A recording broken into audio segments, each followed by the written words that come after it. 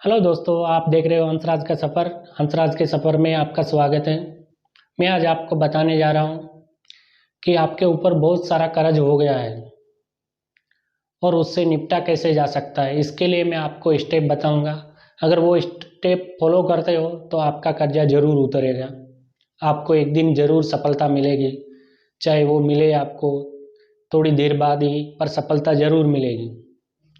सबसे पहले आपको अपनी लाइफ स्टाइल में डाउन करनी पड़ेगी, एकदम से ब्रेक लगाने पड़ेंगे। जो आप लाइफ स्टाइल जी रहे हो उस लाइफ स्टाइल को आपको बैक में लाना पड़ेगा।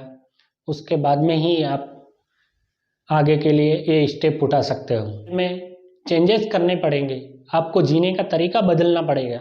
उसके बाद में ही आपका कर्ज उतर सकता है। अगर आपकी लाइफ स्टाइल और आपकी सोच नहीं बदल सकती तो आप ज़िंदगी में भी अपना कर्जा नहीं उतार सकते। तो मैं लाइफ स्टाइल का मतलब ये नहीं बता रहा हूँ कि आप घर बैठ जाओ या कुछ करना छोड़ दो या कहीं जाना छोड़ दो।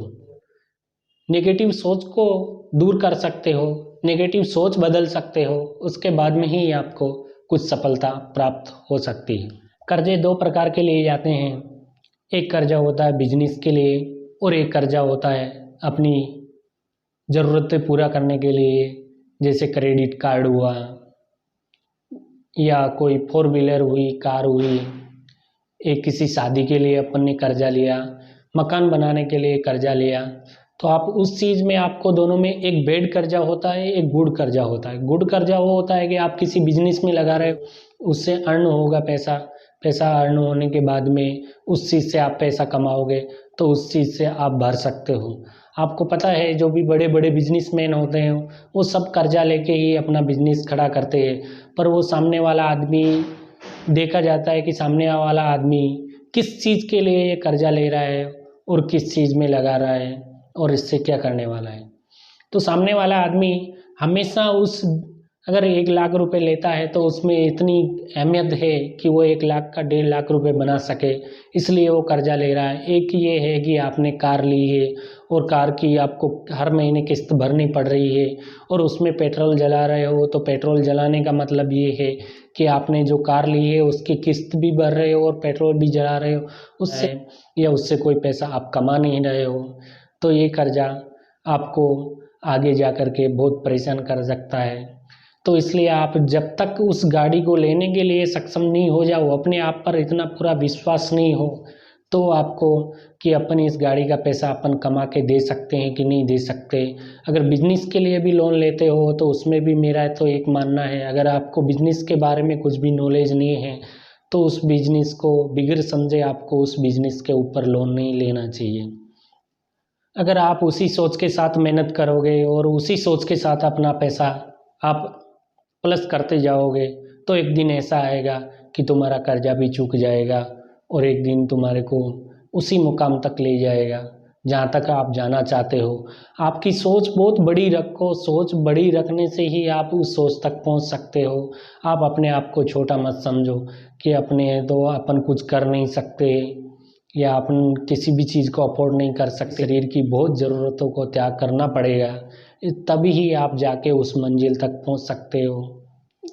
जो ऐसे कर्ज या ऐसा खर्चा जो केवल अपन खुशी के लिए कर सकते हैं, जैसे किसी से खुशी देते हैं, अपन कहीं घूमने जा रहे हैं उससे अपने को खुशी मिल रही है, अपन कहीं भी किसी सिनेमा में जा रहे हैं वहाँ पिक्चर देखने जा रहे हैं उसी से खुशी मिल सकती है। तो ऐसे कर्जों को भी आपको अफोर्ड करना चाहिए और वो अपनी सेविंग के अंदर लगाना चाहिए जिससे आपका कर्जा जल्दी से जल्दी उतर जाए। ये है कि किसी का पैसा आपकी अगर जेब में है और उससे आप खुशी प्रदान कर रहे हो तो आपका कर्ज कभी भी उतरने वाला नहीं है। दोस्तों, अगर आपके ऊपर कर्जा है तो आप कोई भी नया कर्जा लेने से पहले अपने लोन को चुकाने की सोचें और उसके बाद में ही कोई नया कर्जा लें। आप कोई भी अगर कार खरीद रहे हैं, अपने घर का कोई काम चला रहे हैं, तो वो सब स्टॉपेज रखिए। आप 1 साल के लिए 2 साल के लिए जब तक आपका कर्जा नहीं चूक जाए उस चीज़ को स्टॉपेज रखिए। आपको गाड़ी लेनी है 2 साल का इंतज़ार कीजिए। सबसे पहले जो आपका कर्जा है उसको चुकाइए। आपको कोई भी नया लोन नहीं लेना है जब तक आपका पुराना कर्जा नहीं चूक जाए।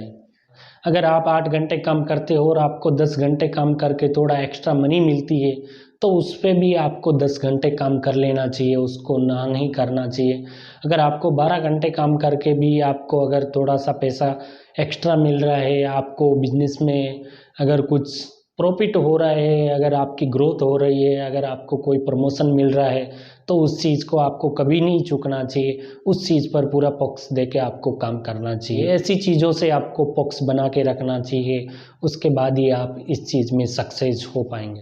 अगर आपकी मेंटालिटी सही नहीं होगी तो आप कर्जा कभी नहीं चुका पाएंगे। उसके लिए सबसे पहले आपको जो भी आपके कर्जा मांगता है उसको आपको सामने से फेस टू फेस आपको वहाँ पेश होना पड़ेगा और उससे आपको बात करनी पड़ेगी। आप उसको समझा सकते हो कि मैं आपका कर्जा कब तक चुका सकता हूँ, मेरी इनकम सोर्स के क्या हैं, मैं कैसे आपको। अगर उससे आप दूर भागते रहोगे तो वो भी आपके पीछे पीछे आपके ऊपर प्रेशर बढ़ाना चालू कर देगा। तो इसलिए सबसे पहले आप उस आदमी से फेस टू फेस पास बात करिए कि मैं आपका। आप उससे दूर भागने की कोशिश मत करो। दूर भागने से कोशिश करोगे तो वो समझेगा कि अपना पैसा देने वाला नहीं है और वो आपके ऊपर प्रेशर बढ़ाना चालू कर देगा।